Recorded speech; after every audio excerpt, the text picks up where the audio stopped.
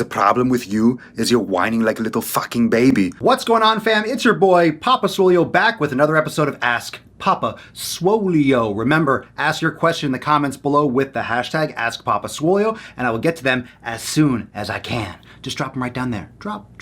And don't forget to subscribe to the Daily Swole podcast. It's available everywhere on iPhone, Android. Just check out Daily Swole podcast. I'll put the links in the description down below. And you can also subscribe to my second channel to watch the live streams every single day right here on YouTube, Daily Swole podcast. Let's get into the first question right now. Question from James Franco. Papa Swolio, how do you feel about Herbalife? My friends keep asking me to give their products a try, but I feel like it's a lot of supplements just to achieve weight loss. Well, firstly, Herbalife is a multi-level marketing company that wants you to buy their products. So of course it's going to be a lot of supplements. They want you to buy their products every single month. It's not just for weight loss, for muscle gain, it's for all that different stuff. I don't recommend their products. I don't recommend that kind of a setup, but it is a multi-level marketing fitness company, like a lot of other companies out there that want you to be on a monthly retainer, purchasing and getting hooked on their supplements. That way they can make money month after month. And of course, you could sign up people under you and build a business around it, but you certainly don't need it for weight loss, for muscle gain, or for fitness in general. Ooh,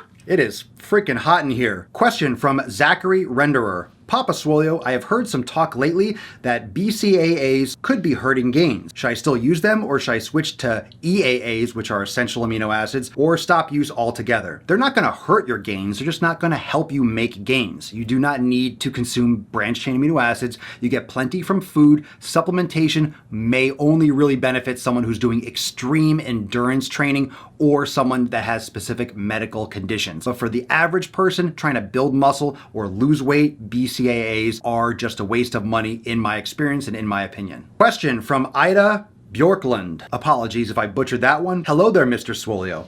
Well, hello there, Ida. Hello. I have recently been diagnosed with quick cycle bipolar disorder. This makes it very hard for me to leave my house during the periods where I feel bad, but I've recently started dropping some extra weight. My diet is decent now, but I want to speed things up with exercise.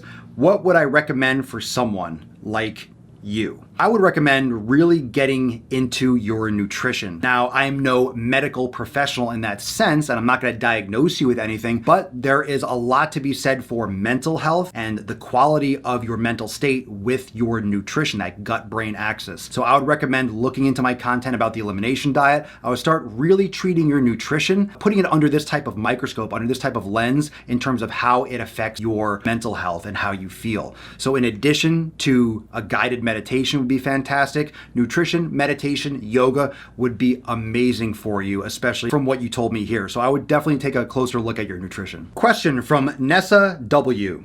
Papa Swolio, first I would like to thank you for always recommending doing yoga. You're very welcome. I've been binging your channel and I hear you say it a lot and I've gotten back into it because of it. But I've noticed my left leg isn't as mobile or flexible as my right. Will that eventually balance itself out as I keep practicing? One of the great things about yoga is the exposure of imbalances. The connection that you will get from practicing yoga with your body. You'll learn when one side is tighter, when you feel stiff. You just connect more with your physical presence, emotionally too. So you're gonna feel and learn when your body is sending you those signals. And yes, over time, you should start seeing that balancing out. Now, you can focus more attention on certain areas, but just because you're tight on your right side doesn't mean it's always coming from the right side. It might be coming from the left side. The body is kind of quirky like that, where an injury on the right leg might lead to an issue on the left hip, for example. So just make sure you keep on practicing. You can focus more attention on those poses where you feel really stiff and just be consistent. Rampaging Chipmunk. Good name. Hey, Papa. What up, Chip? Monk?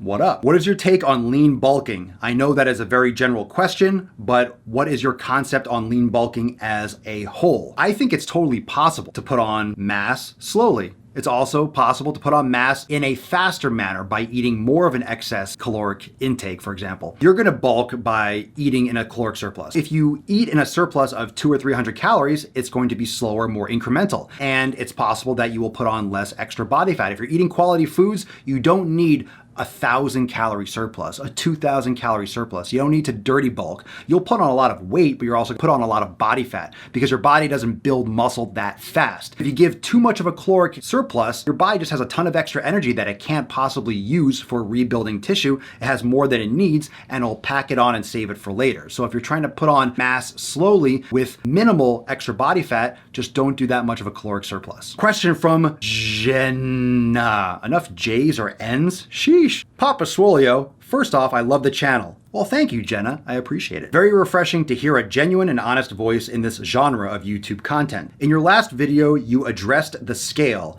and I don't weigh myself ever aside from various doctor's appointments. I feel comfortable in my own skin, and I go by how I feel in my clothing, etc. Would you consider this a, quote, ignorance is bliss, or is it acceptable to ignore the scale so long as your BMI is in check? So it seems like the question that you're asking is it okay that you don't weigh yourself, that you don't pay attention to those kinds of metrics? Now, I think weighing yourself can be a valuable tool, and a lot of you already know that I have no idea what I weigh right now. I have no idea because they moved the scale at my gym, and I never weighed myself anyway, really, but once in a while I would go up and be like, oh, cool. But it's not accurate to weigh yourself in the afternoon or evening. You want to do it in the first thing in the morning on an empty stomach after you go to the bathroom. It's a good tool. It's a good metric. It's a good piece of data, but too many people depend on the scale for all their progress. Oh, if the scale isn't lower, then I'm not seeing progress, or if it's not higher, I'm not doing things right. It's okay to weigh yourself as long as you use that as information, not a measure of, oh, I'm being successful or I'm not being successful. So it's okay to weigh yourself if you're also doing body fat measurements and you're also doing circumferential measurements and measuring, how your pants fit, like you said. So that's going to be a much better way day to day to see how you're making progress, but staying in the proper BMI, which isn't really accurate once you start building muscle, but observing, looking in the mirror, taking pictures are great, and using the scale with body fat percentage and those other metrics occasionally, maybe once a month or once every 2 months, would be a great way to measure your consistency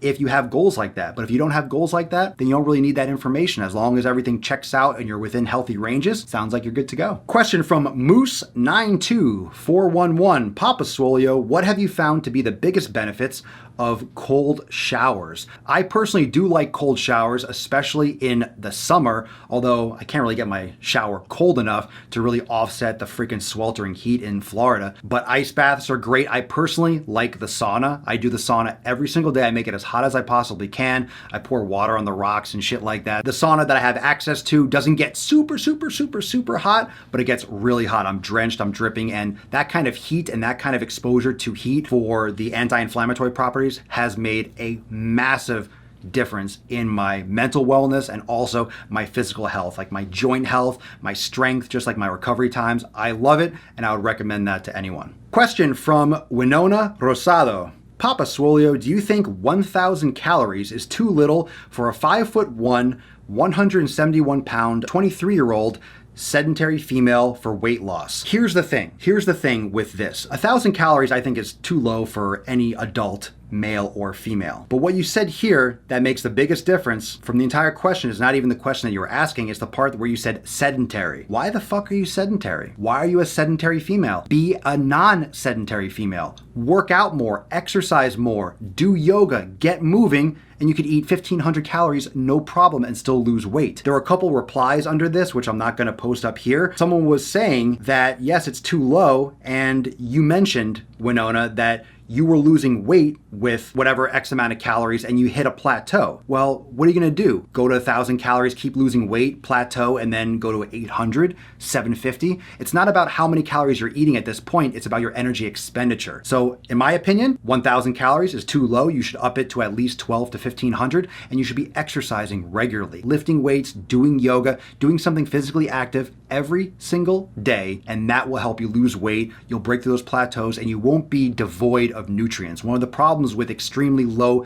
calorie intakes is not just the positive and negative caloric balance, it's that with 1,000 calories of food, you're not getting the volume of those micronutrients that are really going to benefit your system, your proper endocrine function, your recovery times, muscle cramping, how you feel, your emotional state. All those things are be affected by the lack of overall volume of nutrients. So don't slack on your calories anymore. Actually bump that up and just increase your exercise. Stop being sedentary. Well, thank you so much, everyone, for joining me for this episode of Ask Papa Swolio. Remember, if you want your question featured right here on the show, just drop your question in the comments down below with the hashtag AskPapaSwolio, and I will get to them as soon as I can. And before you go, don't forget to subscribe to the Daily Swole podcast. It's available everywhere on iPhone, on Android, Spotify, Apple Podcasts, Google Play, wherever you like to bang your ear holes with knowledge. Subscribe to the Daily Swole podcast. The links are in the description down below. You can also visit swolenormousx.com and click on podcast in the main menu. And I will see you next time for the next episode of Ask Papa Swolio.